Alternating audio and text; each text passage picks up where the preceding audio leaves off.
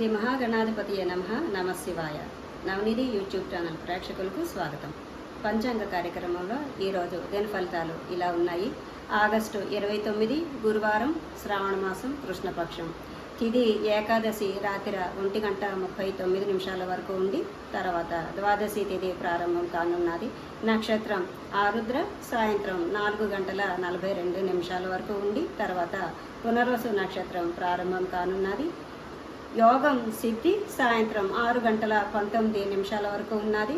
తర్వాత కరణం భవ పగలు 1:30 వరకు ఉండి తర్వాత భవ మొదలయ్యి రాత్రి 1:39 వరకు ఉన్నది.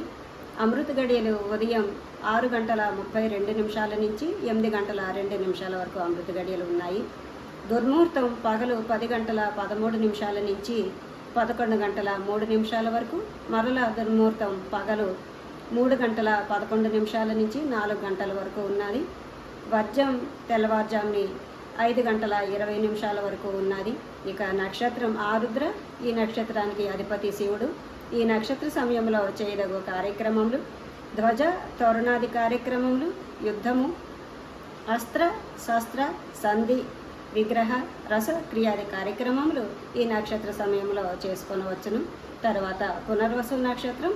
ఈ నక్షత్రానికి అధిపతి అదితి. ఈ నక్షత్ర సమయంలో చేయదగు కార్యక్రమములు సీమంతం, ఉపనయనం, విగ్రహ ప్రతిష్ట, వాహనం కొనుటకు, వస్త్రం కొనుటకు, ధాన్య భక్షణకు ఈ నక్షత్రం అనుకూలం. ఇవి ఈరోజు దిన ఫలితాలు. రేపు దిన ఫలితాలలో మళ్ళీ కలుసుకుందాం. స్వస్తి.